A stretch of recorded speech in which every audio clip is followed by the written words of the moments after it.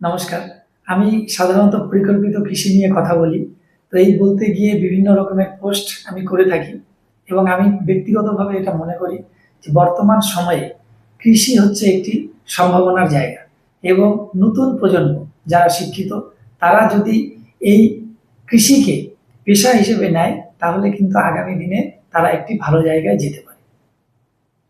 এবং এই আমার কথার সাথে অনেকেই সহমত পোষণ করেছেন, কিন্তু পাশাপাশি তারা জানতে চেয়েছেন এবং আমি তাদের কথা শুনে মনে করেছি যে তাদের একটা দিশাতে অভাব আছে, অর্থাৎ তারা কি করে শুরু করবে। খুব স্বাভাবিক, যে কোনো জিনিস যখন আমি বলবো সেটা কোথা থেকে শুরু করব, এটা কিন্তু ভীষণ ভীষণ গুরুত্বপূর্ণ।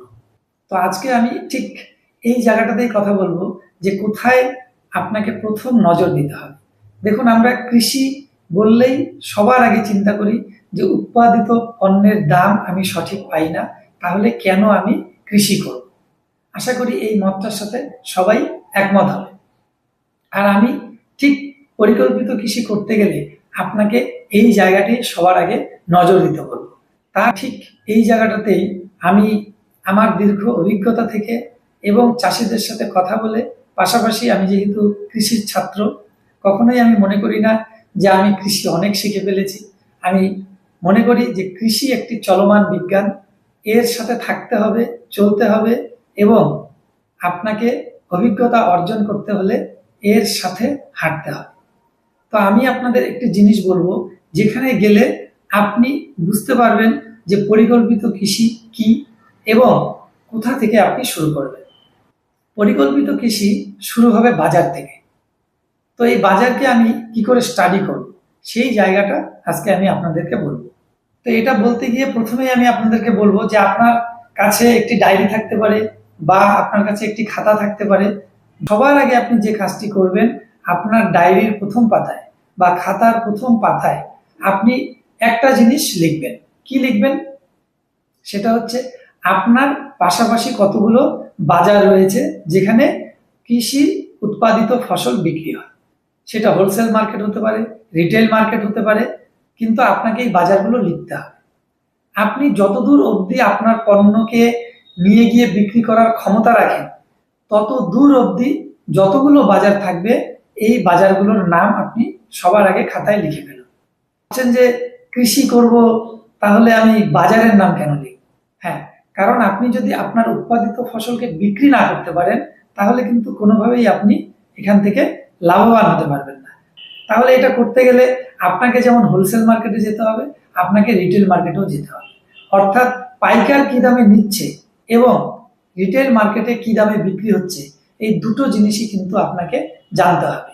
এর জন্য আমি একটু আগেই বললাম যে আপনাকে এই ডায়েরি, এই খাতাতে আপনি কি করবেন। এই খাতাতে যেটি আপনি করবেন, প্রত্যেকটি বাজারের জন্য একটি খাতা করতে পারেন, অথবা একই খাতায় আপনি এই কাজটি করতে পারেন। সেটা হচ্ছে, আমরা জানি বছরে ৩৬৫ দিন। এই ৩৬৫ দিন আপনাকে তারিখগুলো লিখে ফেলতে হবে।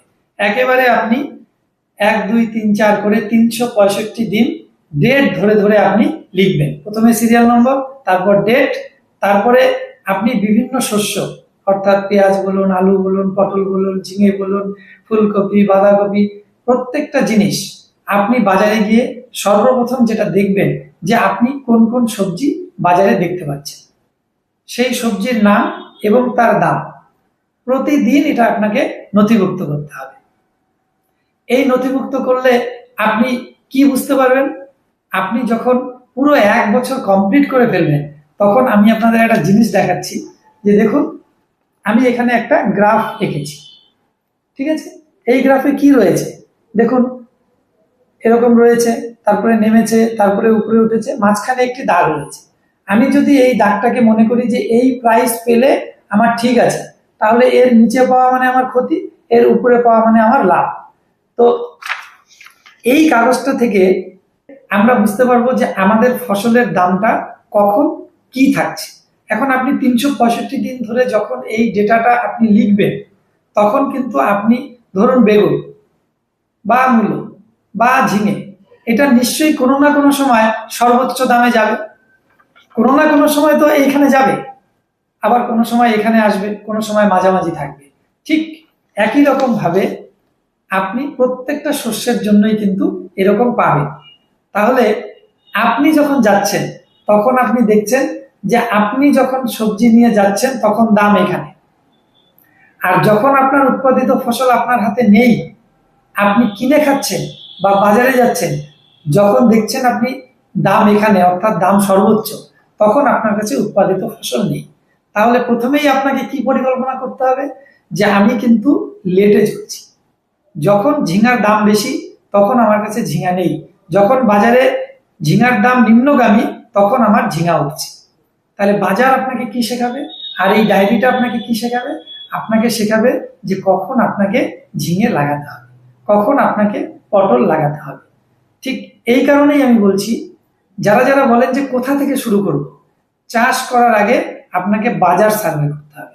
আপনি যখন বাজারকে সার্ভে করতে পারবেন সঠিকভাবে এবং কোনো রকম ফাঁকি না দিয়ে, আপনি প্রত্যেকটি মার্কেট দেখবেন, অনেক সময় অলসতা হয় আমাদের যে একটি বাজারে গিয়েছি আরেকটি বাজারে কেন দাম নেব না, আপনাকে নিতে হবে।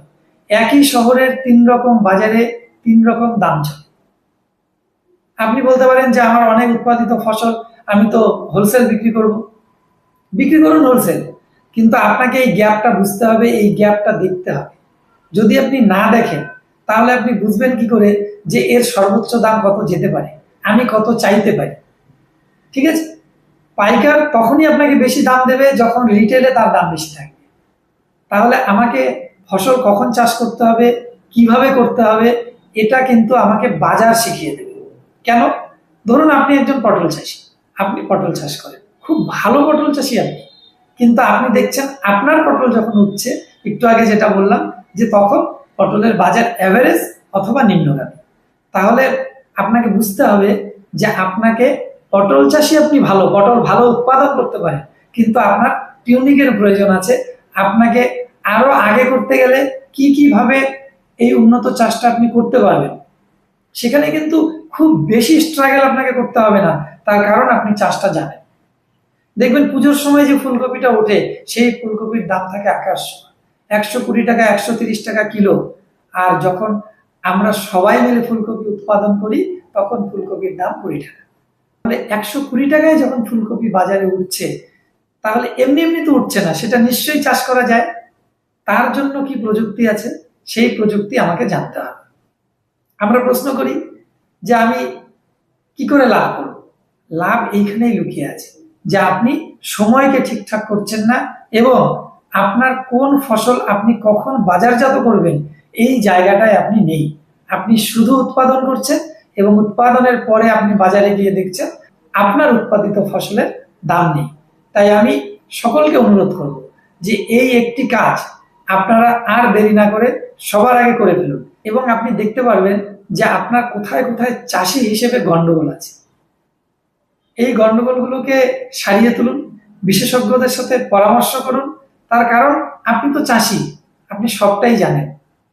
বা আপনার ঘরে যে ছেলে মেয়ে রয়েছে যারা পড়াশোনা করছে, কিন্তু পড়াশোনার পরে হয়তো চাকরি কোনো কারণে পায়নি, সকলেই চাকরি পাবে এমন নয়।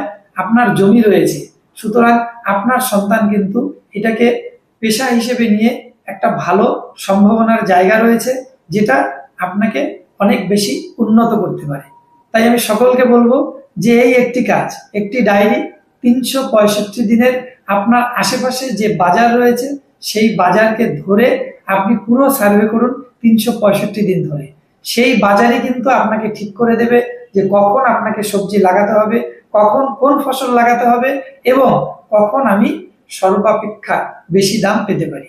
তো আমি আশা করি যারা বলেন যে কোথা থেকে শুরু করব, আজকের এই ভিডিওতে তারা এই উত্তরটি পেয়ে গেছেন, এবং আমি আশা করব যে এই কাজটি আপনারা করবেন যারা কৃষিকে মনে করেন একটি সম্ভাবনার জায়গা এবং কৃষিকে পেশা হিসেবে নিতে চান। বিশ্বাস করুন, আমি বলছি যে যারা যারা বাজারকে সার্ভে করবেন তারা নিশ্চিতভাবেই এখানে যে সম্ভাবনা আছে সেটা আপনারা নিজেরাই অনুভব করতে পারবেন। নমস্কার, সবাই ভালো থাকবেন।